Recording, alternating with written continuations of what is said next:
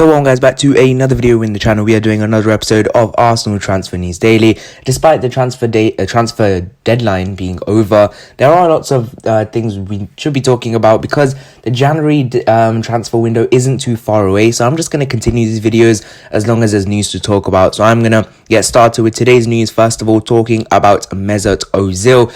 Once again, that fraudster, we are talking about him, who is eating up our money and has offered to pay Gunnosaurus's wages. What a PR stunt that is from Ozil. Oh my god, don't even get me into that. But I do want to talk about Mesut Ozil. Apparently he has been linked with a move to MLS, and apparently Arsenal are going to try and get him out of his contract. Obviously, Arsenal did try and negotiate a deal to let him go for the final year of his contract. You know, he still had a year left of his contract ending in 2021. He is on around 350 grand a week. That is a lot of money. It's going to be such a huge loss for us if we do end up paying him off. We tried offering him less than, what he would be, less than what his wages were worth altogether in the next year. It was worth around 18 odd million pounds, and Arsenal were offering, I don't know, something around 10 million pounds to pay him off. But Mesut Ozil's camp rejected that offer. And they want to just, they just want to stay and earn the money. And it's quite fraudulent, to be honest, because if Ozil had any ambitions of being a footballer in the remaining years of his career, then he would move and find himself a new club. If he loved Arsenal so much, he would leave and make us a better place. But no, Ozil wants to stay and see out his last year playing Fortnite for 350 grand a week. That is actually nuts, in my opinion. And MLS, he has been linked with a move to MLS. He was linked with a move to Al Sadd in Qatar and some other clubs around Saudi Arabia. That did not materialize. It only looked like that was a rumor. Ozil, apparently he offered to pay Gunnosaurus's wages, who got redundant. Now, the thing is with Gunnosaurus, he got redundant because there were no fans. Now, he will be coming back when the fans are back in the stadium, because the thing is, Gunnosaurus is reportedly on 80 grand a week, which, if he is absolutely crazy, in my opinion. What are this club doing?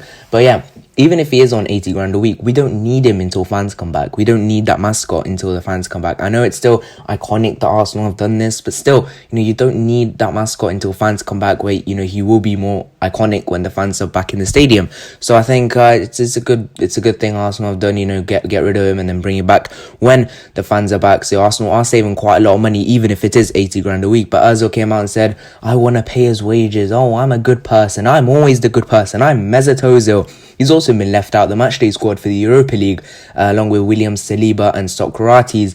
And Ozil, goodness gracious, the amount of controversy he has caused us. Now, I don't want to go into all the controversies. I don't know all the ins and outs of it. Some of the things he said, okay, I agree with, the China thing that happened.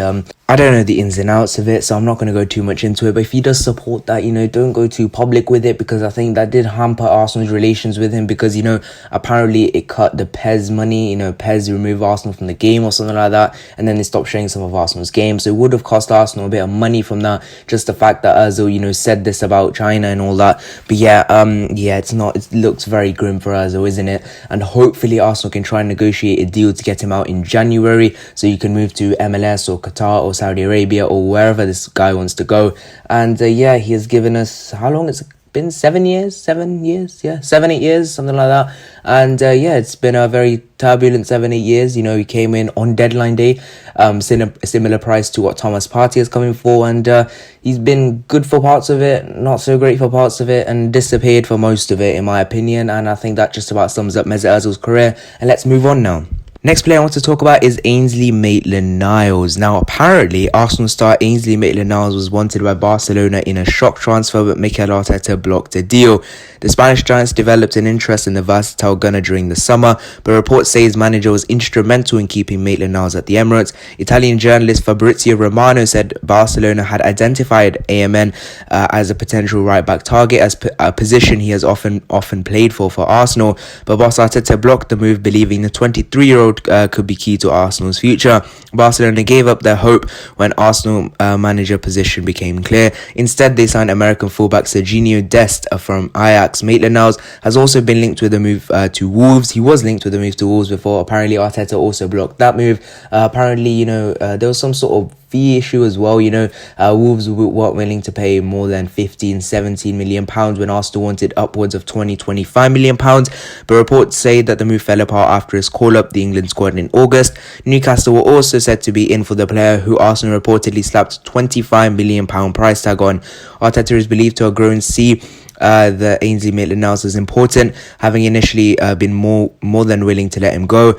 Maitland-Niles has become a regular fixture of Arsenal's squad in the last 3 years, coming through under Arsene Wenger, but also featuring regularly under his successors. The England international has become known for his versatility and has appeared in either fullback role, wing back and midfield, and also right wing. I've seen him a few times in Unai Emery's era where he did play right wing, and to be honest, I wasn't too impressed with him. He had one performance, I can't remember, where he played right wing and he was atrocious, Maitland-Niles, and I really wanted him sold. But Mikel Arteta's come in, he's seen the better side of him. He had some attitude issues when he first came in, but I think since then he's really put his foot down and he's done really well. Notably, one performance was against Wolves. He played at left wing back. He really nullified Adama Traore, and in the other game he nullified Riyad Mahrez in the Man City semi-final in the FA Cup. So those two were very big performances that he's put in for Arsenal, and I think that led to Mikel Arteta keeping him. He can trust him in these big games, and I think we have seen that over the last few months from Arteta, and it's very interesting to see how he will progress, where he'll play. Will he start games? Will he not start games? Or will he just be used as a squad player? But I think £25 million was the right sort of price if Arsenal wanted to get him. But Wolves were interested. Apparently there were advanced talks according to Sky and David Ornstein, but that sort of never happened. It just sort of drifted away. And yeah, it was a bit weird, that one. Barcelona, at the time, we didn't really know they were interested, but Arsenal did reject a move for them. It would be interesting to see how much Barcelona would be actually willing to pay him. Would it be closer to the price they paid for Serginho Dest? Would it be more? Would it be less? I'm not too sure. But the matter of the fact is that we have kept Ainsley Maitland-Niles, and he is set to be an integral part of this Arsenal team. Next of all, we are going to be talking about EFL players, the Poundland transfer window, which is still open until August the 16th. Now, as of recording, what day is it today? What day is it? Let's have a quick look. It's August the 8th. It's not August the 8th, October the 8th. So we have precisely 8 days. If we want to sign any players from the Championship. Now I think we could be signing some players from the Championship, maybe, possibly. There are a few players I do want to pinpoint, all from the same club, which is a good thing for them, because they do produce quite good talent. First of all, Max Aarons. Now, he is someone I've said, we could be going after in that right back position. Even Barcelona were linked with him at one point, and I think Max Aarons would be perfect for us. If Aarons would be thinking, in this next 8 days, if I don't get a move to the Premier League, I could be, staying in the Championship forever if Norwich don't get promoted again, and this could be my last chance of a move. So maybe Norwich reduce their price and more teams are able to afford him, and maybe that puts Arsenal into the category as well of signing Max Aarons. Again, he's a very good right back, and I think, why not, man? He's such a good player. I've seen him in the Premier League. I know he was part of a relegated team, but, where did Liverpool sign Andy Robertson from? A relegated whole side. So I think there's no problem in it, and that's one player I think we should go after. Another one is Emiliano Buendia. Buendia, again, he's quite a decent player. He's been linked to Manchester United in the past as well, and I think Arsenal could be in for him as well. We need that sort of attacking midfielder. We've not seen much of Smith Rowe in the last year or so, have we, either because of injuries and that, and he has been out on loan. And also the other, Joe Willock, I just don't think he's good enough, and we also failed in Houssem Aouar, and we also have a number 10 who sits on 350 grand a week playing PS4 Fortnite. But yeah, we kind of need that sort of attacking midfielder. Maybe Buendia is a stopgap. Maybe you can loan Saliba to them, Norwich, and get Buendia on loan. Maybe something like that is a possibility, but maybe Arsenal will try it, maybe Arsenal won't try it. I'm not too sure about that, but here's another player that we could bring in who plays number 10. The other one is Todd Cantwell. Todd Cantwell, again, similar position to Buendia, plays in that sort of attacking mid-role. Again, I think Buendia and Cantwell are sort of right on the same level. They're pretty decent. I think they're just a little bit better than I think what we have already in that midfield. So I think they could be good young players we could bring in, maybe on a loan premise, loan plus option or obligation to buy. Why not? These are Championship players. They're pretty decent players, and they're good players we could go after. Looking at another team, David Raya from Brentford, injured. We were linked with him earlier in the window. Apparently, you know, we were trying to prepare a £10 million deal, but that never materialized. And I think, you know, when we do need a goalkeeper, because if Leno gets injured at the moment, we're pretty much screwed, aren't we? Because Runarsson, only God knows what he's like, really. So maybe David Raya, bringing him in, could add a bit more security to that position. Us not feeling as devastated if Leno does get injured. But I think that is another possibility we could be bringing in. But yeah, that is the EPL window. It lasts until August the 16th. And do you think we'll sign anyone from there? Leave your thoughts in the comment section down below. Who should we sign from Norwich, or David Raya, or any other player in the Championship you favour? Next player, or the last thing I want to talk about, is Jack Wilshere. Now, look, hear me out.